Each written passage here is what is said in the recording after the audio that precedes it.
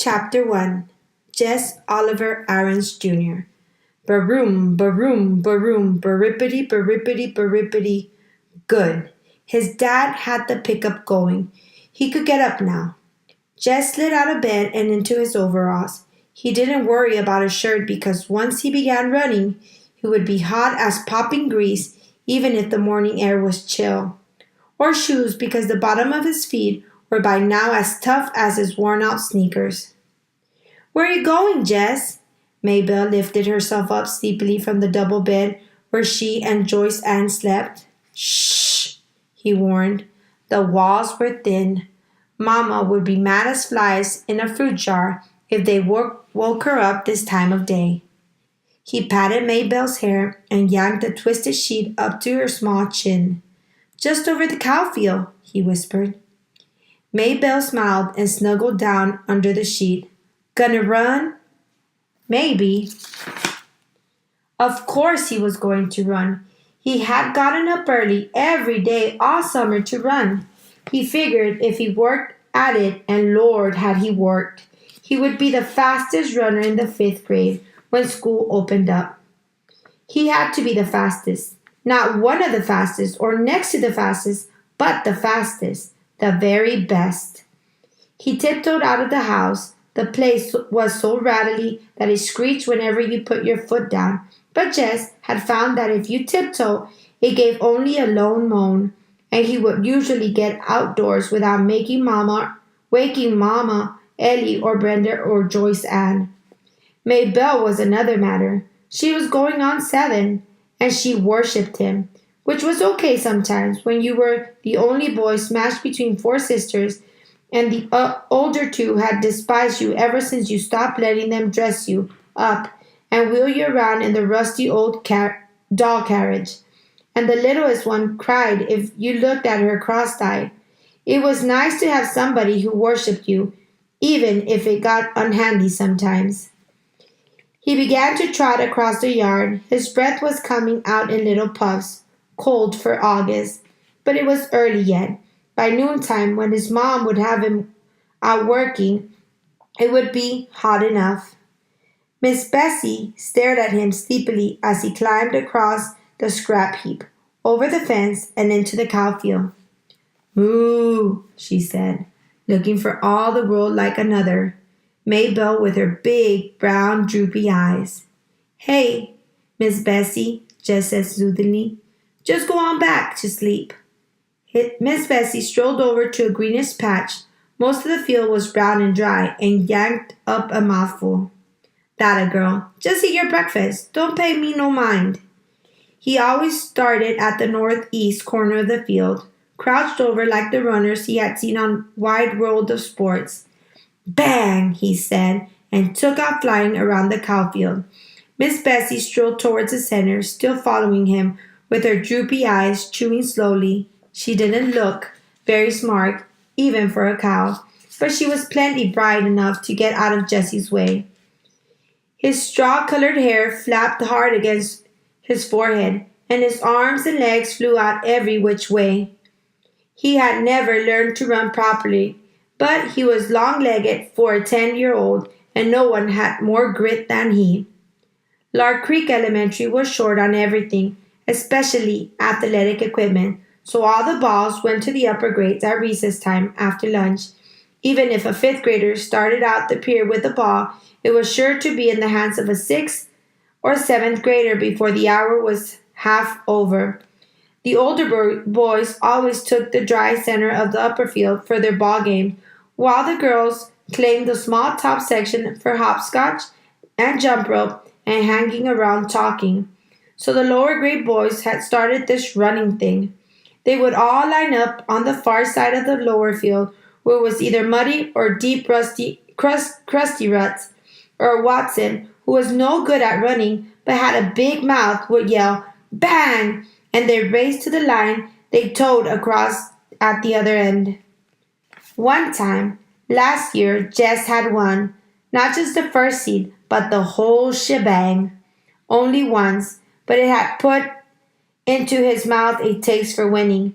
Ever since he'd been in 1st grade, he'd been that crazy little kid that draws all the time, But one day, April the 22nd, a drizzly Monday, it had been, he ran ahead of them all, the red mud slushing up through the holes in the bottom of his sneaker. For the rest of the day and until after lunch on the next, he had been the fastest kid in third, fourth, and fifth grades, and he only a fourth grader. On Tuesday, Wayne Pattis had won again as usual, but this year Wayne Pattis would be in the sixth grade. He'd play football until Christmas and baseball until June with the rest of the big guys. Anybody had a chance to be the fastest runner, and by Miss Bessie, this year it was going to be Jess Oliver Aarons Jr. Jess pumped his arms harder and bent his head for the distant fence.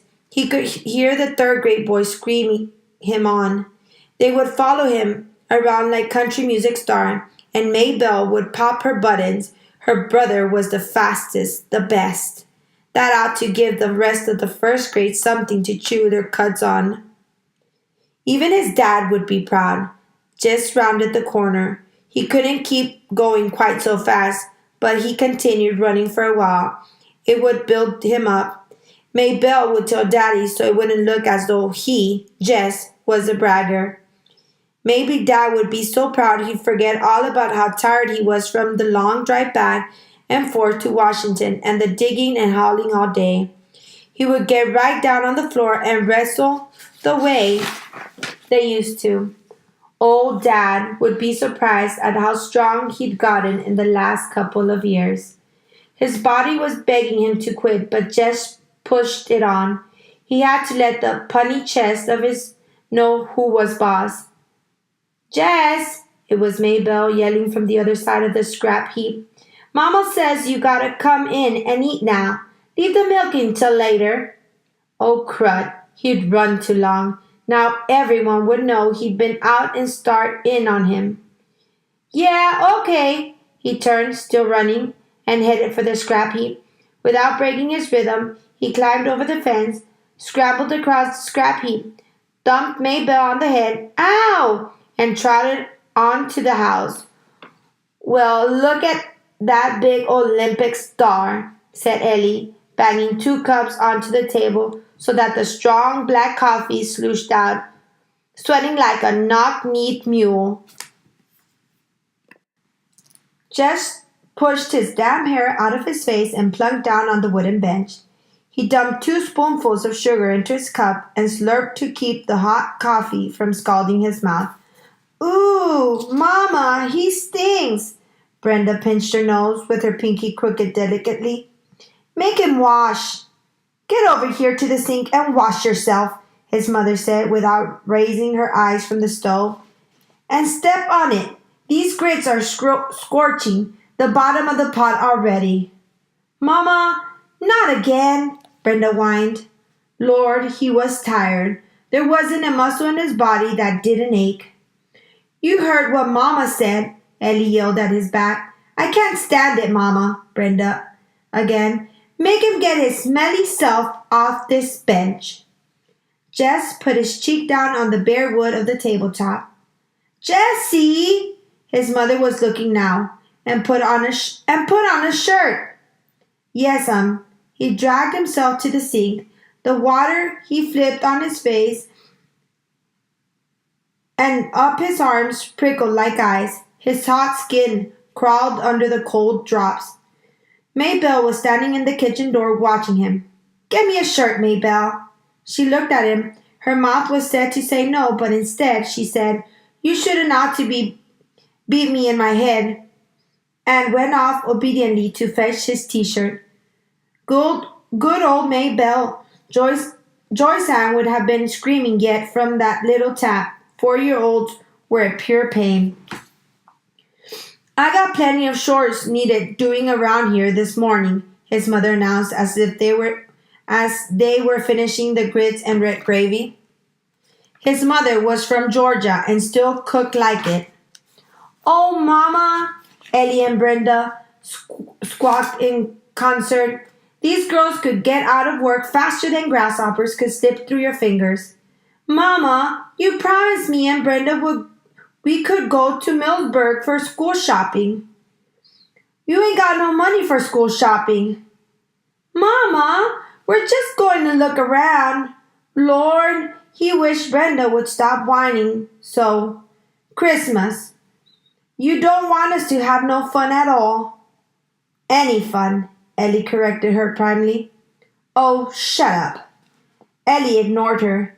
Miss Timmons is coming by to pick us up. I told Lolly Sunday. You said it was okay. I feel dumb calling her and saying you changed your mind. Oh, all right, but I ain't got no money to give you. Any money, something whispered inside Jess's head. I know, Mama. We'll just take the $5 Daddy promised us. No more than that. What $5? Oh, Mama, you remember? Ellie's voice was sweeter than a melted Mars bar.